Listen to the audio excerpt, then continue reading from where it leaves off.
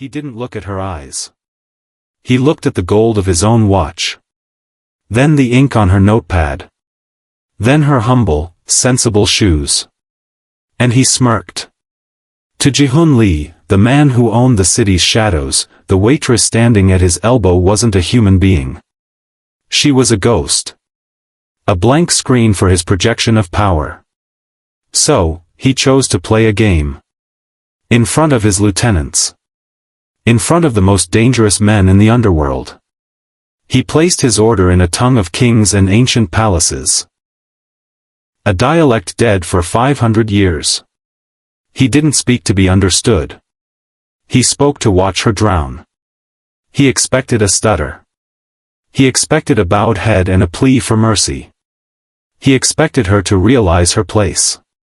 What he did not expect was for her to correct his syntax in a voice like velvet and steel. And the reply she gave wouldn't just freeze the blood in his veins. It would tear his legacy apart, piece by piece.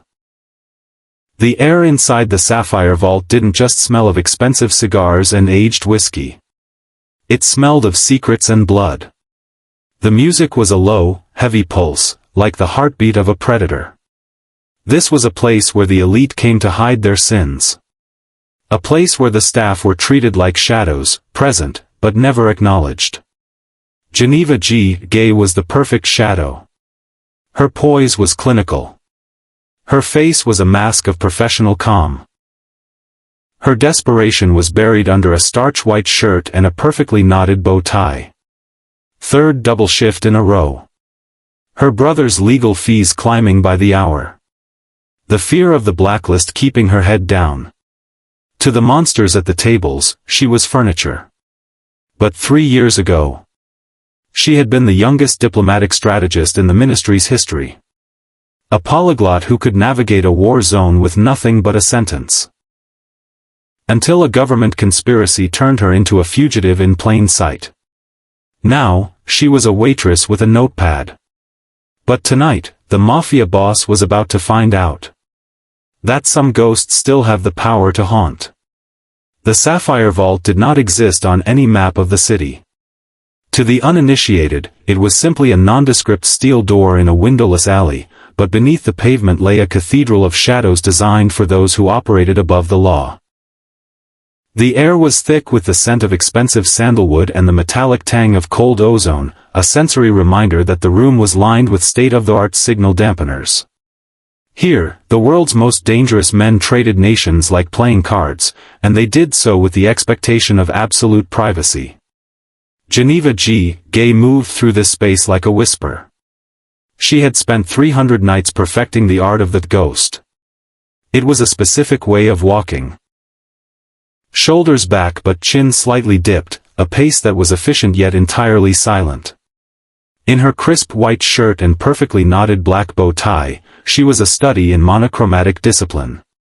She was the woman who refilled a crystal tumbler before the ice had a chance to melt, the woman who cleared a plate before the guest realized they were finished, and, most importantly, the woman who possessed no ears and no tongue.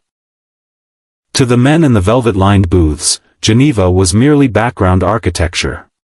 She was as inanimate as the Italian marble bar or the heavy velvet drapes that muffled the sounds of the city above. They spoke of offshore accounts, failed coups, and disappearances, while she stood 3 feet away, her face a mask of polite vacancy.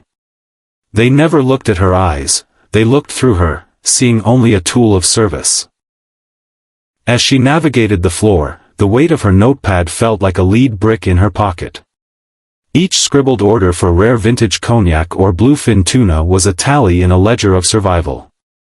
Her feet throbbed in the sensible black shoes that had seen too many double shifts, but she didn't let her stride falter. Every step was calculated to keep her brother's legal defense fund alive, a slow climb out of a hole dug by people much more powerful than she was. Under the harsh, cool glow of the service station, Geneva took a singular, steadying breath.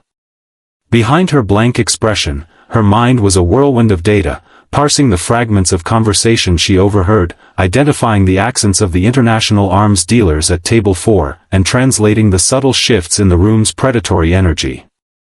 She was a lioness playing the part of a lamb, hiding a PhD-level intellect behind a tray of appetizers.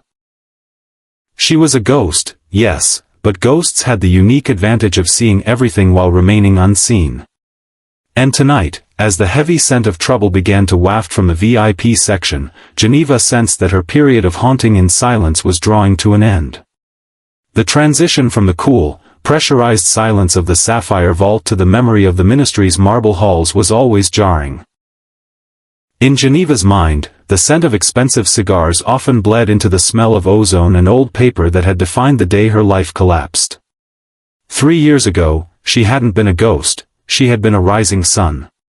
As a lead diplomatic interpreter, Geneva G. Gay was the bridge between nations, the woman who sat behind presidents and prime ministers, whispering the nuances of peace into their ears. She was the ministry's secret weapon, a polyglot who didn't just translate words, but decoded the hidden intentions behind a flickering eyelid or a tensed jaw. She had been on track for a senior directorship until she translated a transcript she was never meant to see, a back-channel agreement involving illegal mineral rights and a systematic sellout of the very borders she was sworn to protect. The betrayal had been swift and surgical. Within 48 hours, the files proving the conspiracy had vanished, replaced by a meticulously forged trail of digital breadcrumbs that pointed directly to her. They didn't just fire her, they erased her. Every door in the diplomatic world slammed shut as the blacklist tag was attached to her security clearance like a digital scarlet letter. But the true cruelty had been the collateral damage. To ensure her silence, they hadn't just targeted her career. They had gone after the only person she had left. Her younger brother, Malik, a gifted law student with a clean record, suddenly found himself the lead suspect in a high-profile narcotics sting that reeked of a setup. The evidence was flimsy, but the prosecution was relentless, backed by the same shadows that had orchestrated Geneva's downfall. "One word from you to the press, and your brother spends 30 years in a cage," a voice had whispered in a dark hallway 3 years ago. Now, as Geneva adjusted the tray in her hand, the weight of that threat sat heavy in her chest. Every penny she earned at the vault went to a high-priced defense attorney who was the only thing standing between Malik and a prison sentence designed to break him. She had traded her voice for his life, choosing to become a shadow so that he might one day walk in the sun again. She was no longer a diplomat, she was a bank account, a servant, and a silent guardian. But as she looked toward the VIP section where the elite played their games, the fire of the woman she used to be flickered in the darkness, waiting for the one spark that would allow her to burn it all down. The small black notepad in Geneva's apron was more than a record of luxury appetizers and overpriced spirits, it was a tally of her brother's remaining days of freedom. Every time she flipped a page, she wasn't just clearing space for a new order. She was mentally subtracting from a debt that felt as vast as the ocean. Between the rushes of the midnight service, Geneva retreated to the dim, stainless steel sanctuary of the service station. She pulled a small, crumpled slip of paper from her pocket, a memo from Malik's lead defense attorney. The figure at the bottom was written in a sharp, clinical hand, $25,000. It was the retainer refresh, the price of keeping a top-tier legal team from walking away before the discovery phase even began. Without it, Malik would be handed over to a public defender who was already drowning in 100 other cases, and the government's manufactured evidence would be treated as gospel. She looked at the leather folder containing the bill for Table 12. Total, $4,800.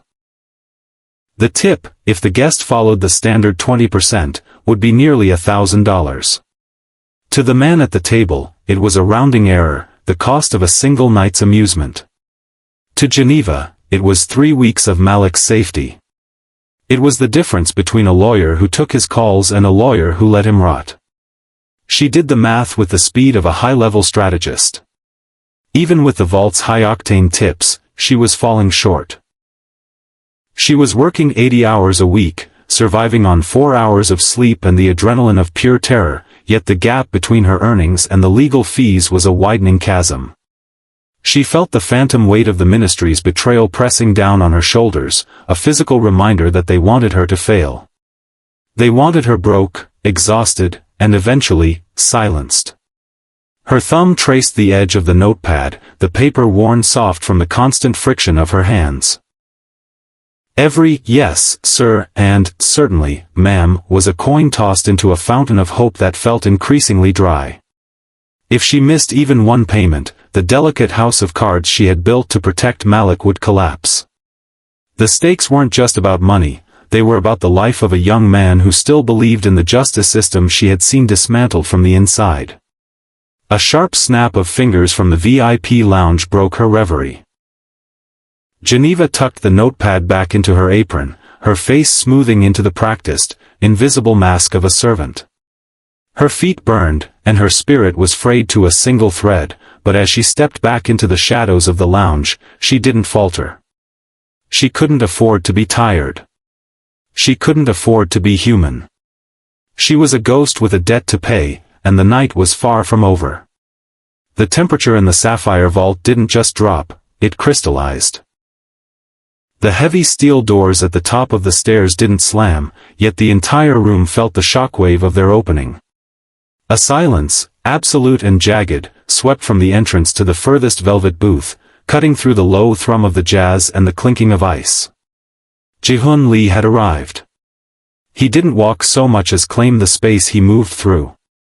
He was a vision of lethal elegance, encased in a black tailored suit that seemed to absorb the dim light of the lounge. At his wrist, the gold watch Geneva had noted earlier caught the overhead glow, a bright, predatory eye.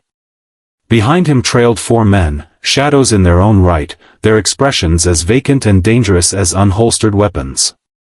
The air grew thick with a collective, held breath.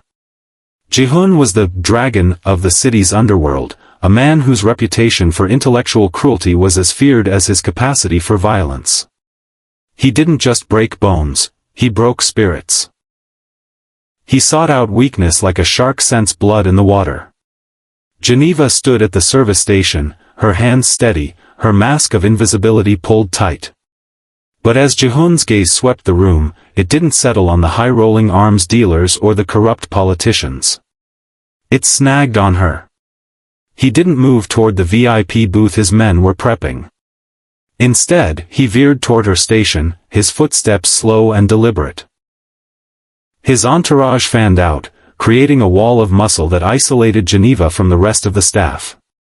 Ji-hoon stopped inches away, invading the curated personal space of the ghost. He smelled of expensive rainwater and something metallic, the scent of power. He leaned back slightly, a confident, almost amused smirk playing on his lips. He didn't look at her as a woman, he looked at her as a specimen. The service here is said to be impeccable, he said, his voice a smooth, low baritone that carried the weight of a death sentence. He ran a manicured finger along the edge of her station, tracing the wood as if looking for dust. His eyes, dark and glittering with a terrifying intelligence, finally met hers. He saw the bow tie, the crisp shirt, and the notepad she clutched like a shield. He saw a black woman in a servant's uniform, and in his world, that made her the perfect toy for the evening's theater. I find myself in the mood for something specific tonight, he continued, his smirk widening into something sharp and jagged. Something that requires a certain level of understanding. I hope you're as bright as you look, little shadow. Geneva didn't blink. She didn't shrink. She simply opened her notepad, the weight of Malik's future pressing against her heart, and waited for the dragon to strike. Ji-hoon Lee settled into the velvet chair with the languid grace of a leopard claiming a branch. He didn't open the leather-bound menu, he didn't need to. His lieutenants flanked him, their eyes fixed on Geneva like hawks waiting for the first sign of a stumble. The silence around table 7 became a physical weight, drawing the attention of the surrounding elite who sensed a public execution of dignity was about to commence. Ji-hoon leaned forward, the warm light of the chandelier glinting off his gold watch, and began to speak. But the sounds that emerged from his throat were not the crisp, modern syllables of soul. It was a language of silk and blood, a rhythmic, complex flow of archaic honorifics and obsidian-sharp grammar known as Gungjung-eo, the royal court dialect of the Joseon dynasty. He spoke with a deliberate, haunting cadence, using intricate verb endings that had not been used in common conversation for centuries. He ordered a meal not by its name on the menu, but through a series of poetic, indirect metaphors describing the texture of the sea and the temperament of the fire. To any modern speaker, it sounded like a ghost story. To a waitress in a subterranean club, it was meant to be an impenetrable wall of static. Ji-hoon leaned back, his smirk deepening as he finished his performance. He adjusted his cufflink, his eyes dancing with a cruel, expectant light. He was waiting for the inevitable, the nervous stutter, the frantic look toward the manager, the humiliating admission of ignorance. He wanted her to beg for a translation, to admit that she was nothing more than a functional tool incapable of comprehending his superior heritage. "I trust," Ji-hoon whispered in English, his voice dripping with mock concern, "that our humble establishment employs staff capable of understanding a simple request? Or shall I find someone who actually belongs in a room of this caliber?" The lieutenants chuckled, a dry, rasping sound. Geneva felt the heat of the spotlight on her, the collective gaze of the Sapphire Vault's patrons waiting for her to shatter. She looked down at her notepad, her pen poised, her mind racing back through the archives of her linguistic training at the ministry.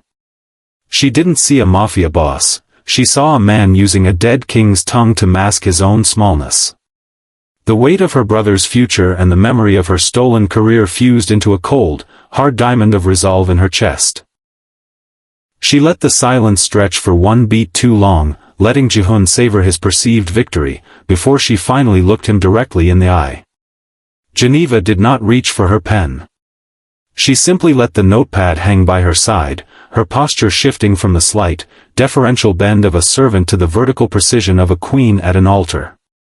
The air in the Sapphire Vault seemed to thin, sucked into the vacuum of the sudden, heavy silence at table 7. When she spoke, her voice wasn't the hushed whisper of a waitress. It was a resonant, melodic chime that carried the weight of history. She did not answer in English, nor did she use the dialect Ji-hoon had just performed. Instead, she reached back even further into the linguistic timeline, responding in a form of gungjung-eo so ancient and grammatically perfect it made Ji-hoon's attempt sound like a clumsy imitation. She didn't just confirm the order, she refined it. She used honorifics that hadn't been uttered since the fall of the First Dynasty, addressing him not as a customer, but as a minor official in the presence of a scholar. She spoke of the tempestuous spirit of the sea, and the sacred geometry of the flame, matching his metaphors and then elevating them with a complexity that required a lifetime of deep immersion study. Her pronunciation was flawless. The subtle glottal stops and the rising tones of the royal court vibrating through the room like a struck bell. The smirk on Ji-hoon's face didn't just fade, it evaporated. He froze, his hand still poised on his gold watch, his mouth slightly parted. The lieutenants, who had been sneering moments before, looked at each other with a mixture of confusion and genuine fear. In their world, language was status, and this woman had just stripped them of theirs in a single breath. Geneva leaned in just an inch, her eyes locked onto Ji-hoon's with a clarity that was terrifying. She finished her reply by subtly correcting a grammatical error he had made in his opening sentence, a slight misstep in a verb ending that signified the difference between a true aristocrat and an interloper. The dining room had gone completely paralyzed. The high-rolling arms dealers at the next table had stopped mid-sentence, the clink of silverware had ceased. For 30 seconds, the only sound was the low, steady thrum of the ventilation system. Geneva stood perfectly still, her face a mask of elegant, terrifying composure. She had just used the dragon's own fire to singe his wings, and as the blood slowly drained from Ji-hoon's face, he realized he wasn't looking at a waitress. He was looking at the most dangerous person in the room. The silence at table 7 was no longer respectful, it was suffocating. Ji-hoon Lee's face had settled into a mask of cold, vibrating fury. He had been stripped naked in front of his men, not by a rival boss or a government assassin, but by a woman who was supposed to be part of the scenery. To a man like Ji-hoon, a loss of face was a terminal wound. If he could not outwit her, he would erase her. With a movement so fluid it was nearly imperceptible, Ji-hun reached into the inner pocket of his suit jacket. As Geneva leaned slightly forward to retrieve the untouched menu, he used the distraction of his own lieutenants shifting in their seats to act. His hand brushed against the pocket of her apron, a touch light as a feather, as he surreptitiously slid a slim, silver encrypted ledger into the fabric. It was a high-value piece of hardware, a black box containing the decryption keys to his syndicate's offshore holdings. He waited exactly 5 seconds before his hand flew to his chest in a choreographed display of alarm. "My ledger," he barked, his voice cutting through the lounge like a whip. "The drive. It's gone." The air in the room curdled instantly. The lieutenants were on their feet, hands moving toward their waistbands. Ji-hun's dark eyes fixed on Geneva with a predatory glint. The smirk was back, but this time it was jagged and lethal.